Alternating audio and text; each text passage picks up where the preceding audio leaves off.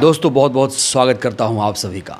20 जुलाई को छात्रों के आंदोलन के दौरान पुलिस लाठीचार्ज मामले में आखिरकार आज देश की सबसे बड़ी अदालत ने अपना फैसला सुना दिया। आज सीजेआई सूर्यकांत ने अपने फैसले से सरकार को हैरान कर दिया। वहीं देश के तमाम छात्रों की आज एक बहुत बड़ी जीत भी मानी जा रही है। पहले कहा गया कि दिल्ली के जंतर मंतर पर लाठीचार्ज नहीं हुआ, लेकिन अब जो खुलासा हुआ है वो बेहद हैरान कर देने वाला है। कहा जा रहा ना सिर्फ लाठीचार्ज हुआ बल्कि पैलेट गन का इस्तेमाल हुआ, AK-47 भी चलाए गए, वीडियोस भी सामने आ चुके हैं, सबूत भी सामने आ चुके हैं। वहीं आज देश की सबसे बड़ी पंचायत संसद से धर्मेंद्र प्रधान का एक ऐसा वीडियो सामने आया जिसे देखकर छात्र युवा भड़क गए, नाराज हो गए।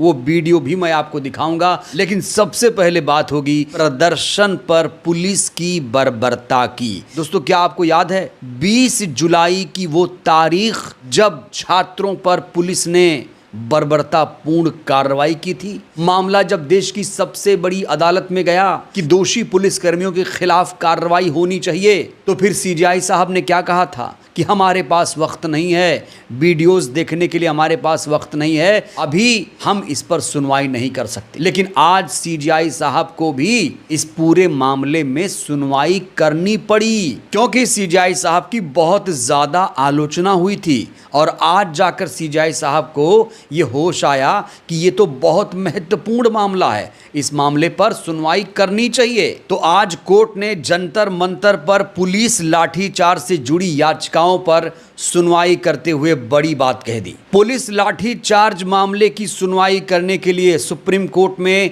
सीजेआई के नेतृत्व में 3 जजों की बेंच का एक गठन किया गया, जिसमें खुद CJI Suryakant, justice Joy Mallya Bagchi और जस्टिस बी मोहना शामिल थे। पुलिस लाठीचार्ज पर आज सीजेआई सूर्यकांत साहब ने बहुत बड़ी टिप्पणी कर दी। उन्होंने पुलिस को सख्त चेतावनी देते हुए कहा है कि पुलिस को लाठीचार्ज करने का अधिकार नहीं है, प्रदर्शन करना संवैधानिक अधिकार है, लाठीचार्ज संवैधानिक नहीं है। तो आज सीजेआई सूर्यकांत साहब ने अपने टिप्पणी से एक लकीर खींच दी। दोस्तों याद रखिए, सुप्रीम कोर्ट का जो भी फैसला होता है, टिप्पणी होती है, जो आदेश निर्देश होता है, उसे एक नज़ीर की तरह पेश किया जाता है। तो आज देश की सबसे बड़ी अदालत ने कह दिया है कि प्रदर्शन करना संवैधानिक अधिकार है, लाठीचार्ज करना संवैधानिक अधिकार नहीं है। पुलिस को लाठीचार्ज करने का बिल्कुल भी अधिकार नहीं है, प्रदर्शन करना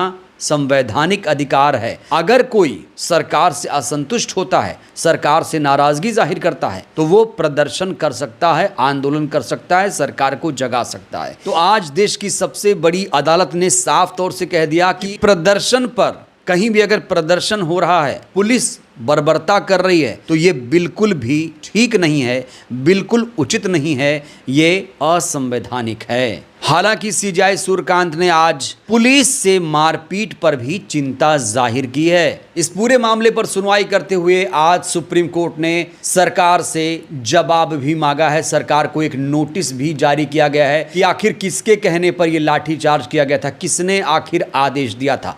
जाहिर तौर पर पुलिस गृह मंत्रालय के अंदर आती है, शाह के नेतृत्व में काम करती है। तो अब कोर्ट ने यह जवाब मांगा है कि जो लाठीचार्ज हुआ है वो किसके इशारे पर हुआ है, सरकार को अब जवाब देना ही पड़ेगा। दोस्तों आपको याद दिला दें, जब जंतर मंतर पर लाठीचार्ज हुआ था तो पुलिस ने यह मानने से इनकार कर दिया था कि छात्रों पर लाठीचार्ज हुआ, लेकिन अब मामला इससे बहुत ज़्यादा आगे बढ़ चुका है। सिर्फ लाठीचार्ज नहीं हुआ था, बल्कि छात्रों के प्रदर्शन के दौरान पैलेट गन का भी प्रयोग किया गया था। और इस संबंध में ये खबर आ रही है कि सीआरपीएफ टीम अब डिटेल जुटा रही है। आंदोलन के दौरान सिर्फ लाठीचार्ज नहीं बल्कि पैलेट गन का भी प्रयोग किया गया था। जब लाठी चार्ज असंवैधानिक हो गया तो फिर पैलेट गन तो भाई बहुत बड़ा अपराध हो गया। तो ऐसे में क्या उन लोगों के खिलाफ कार्रवाई होगी, उन पुलिस अधिकारियों के खिलाफ कार्रवाई होगी जिन लोगों ने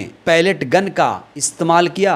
दोस्तों सिर्फ पैलेट गन ही नहीं बल्कि अब तो तस्वीरें भी सामने आ चुकी हैं कि जब बिहार में प्रदर्शन हो रहा था तो वहां AK-47 चलाया गया और इस संबंध में एक वीडियो भी जारी कर दिया गया है। तेजस्वी यादव की तरफ से ये वीडियो जारी किया गया है। उन्होंने इसको लेकर एक्स पे डिटेल भी लिख दी है कि देखिए बिहार में कैसे पुलिस AK-47 चला रही है। पूरे देश में किसी भी छात्र प्रदर्शन में पुलिस मैनुअल का ये उल्लंघन है। छात्रों पर AK-47 चलाने का देश में ये पहला मामला है। लोकतंत्र में शांतिपूर्ण प्रदर्शन करना नागरिकों का संवैधानिक अधिकार है। अगर यही परिपाटी बनी तो आगे से प्रदर्शन करने वाले वकीलों, डॉक्टर्स, शिक्षकों पर, जजों पर, हक अधिकार के लिए लड़ रहे छात्र, युवाओं, महिलाओं, किसानों पर भी क्या बीजेपी सरकारें AK-47 से गोलियां चलवाएंगी? कल को कोई भी पुलिसकर्मी किसी भी नेता, मंत्री, मुख्यमंत्री पर कभी भी कहीं भी अकारण गोली चला सकता है? क्या ऐसे मामले में सिर्फ गोली चलाने वाला ही दोषी होगा?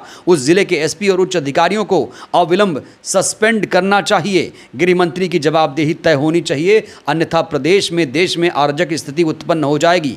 अपराधी प्रवृत्ति के व्यक्ति को जनता ने बिहार का मुख्यमंत्री नहीं चुना था। ये इलेक्टेड नहीं, सिलेक्टेड मुख्यमंत्री है। सम्राट चौधरी पर तेजस्वी यादव ने बहुत बड़ा हमला बोला है। अब दोस्तों मैं आपको संसद से एक तस्वीर दिखाने जा रहा हूं। इस तस्वीर को देखिए। जिस धर्मेंद्र प्रधान का इस्तीफा हुआ, आज बीजेपी के सांसदों ने कहा जा रहा है सारी हदें पार कर दी। धर्मेंद्र प्रधान जो कि एक फेल्योर शिक्षा मंत्री हैं, जिस धर्मेंद्र प्रधान के इस्तीफे के लिए 40 दिन तक आंदोलन प्रदर्शन करना पड़ा, आज उसी धर्मेंद्र प्रधान का संसद में किस तरीके से स्वागत किया गया। दोस्तों ये तस्वीर आप देखिए। इस तस्वीर को देखकर आज देश के युवा बहुत ज्यादा नाराज हैं, मायूस हैं, भड़के हुए हैं। लोग सवाल पूछ रहे हैं कि आखिर बीजेपी के सांसदों ने धर्मेंद्र प्रधान का इस तरीके से स्वागत क्यों किया?